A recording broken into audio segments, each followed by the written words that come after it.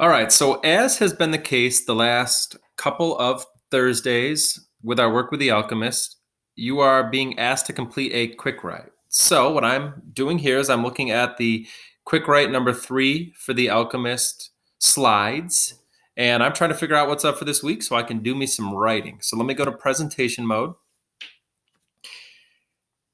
Come on, load.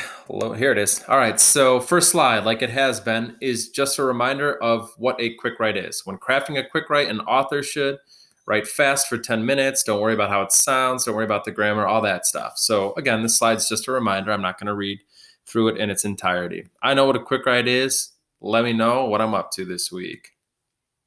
And that's the next slide. Goody, goody gumdrops. There are choices. There are 4 choices. I love me some choices. So as I'm reading through these, what I'm going to do is I'm going to decide which one of these prompts I most easily could write about for 10 minutes, and you should be doing the same. So here's the first one. The King of Salem states that the world's greatest lie is that at a certain point in our lives, we lose control of what's happening to us and our lives become controlled by fate. Do you, like the King of Salem, believe that this is a lie and that we are always in control of our destinies? Why or why not? Why do you think people believe the world's greatest lie?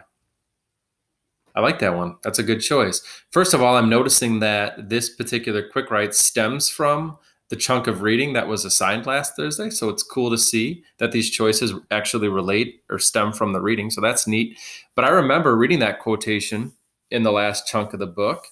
And I remember thinking about it differently this year than I ever have in the past. There's something about this point in our lives right now that feels pretty out of our control. So I could write about that. I think I could write about that for 10 minutes. Right now, it kind of feels like I don't have control over a lot of components of my life. But the King of Salem says we always have control. So that's compelling. That's an interesting choice. Maybe I could write about that. But let's see what other choices I have. I'm certainly not committed to writing about this one here. So, choice number 2. Write about a time in your life when you felt as though you lost control and your fate was being determined by other forces. This one really seems to match up with our circumstances these past 60, 61 days, however long it's been. Why did you feel that way and did you regain control? Definitely, definitely could work with that one. What are my other 2 choices, though? What are your other 2 choices?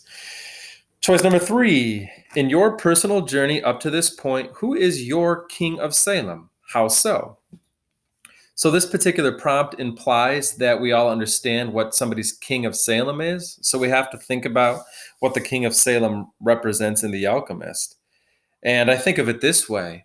Had Santiago, the protagonist, not met the King of Salem, not had the conversations he had with the King of Salem, he probably never would have left to go on his journey. So I think our King of Salem is a person or some sort of force that pushes us on, a catalyst that gets us started on our life journey toward our personal legend.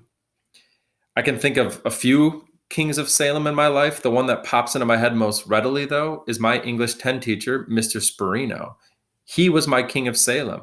He was a big reason why I set off on my journey to become an English teacher. I think I probably will write about that one, honestly.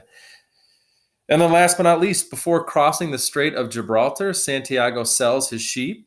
What have been your sheep? How so? So similar to the last prompt, we have to understand what someone's sheep are. In Santiago's case, that was a huge sacrifice, taking the life that he knew and was comfortable in, and then basically just getting rid of it to try something different. So you might think of this prompt as asking you, what's been the biggest sacrifice you've made in order to set off in pursuit of some sort of a journey? Maybe you've had to cut ties with a group of friends. Maybe I don't even know. I mean, it could be anything, but what have you had to majorly sacrifice to set off on your journey? Pick one of these, one of them, write nonstop for 10 minutes and see what comes out. I'm about to do just that with number 3. I already set my timer. Alrighty, here I go. My king, and I will continue that and check back in a little bit.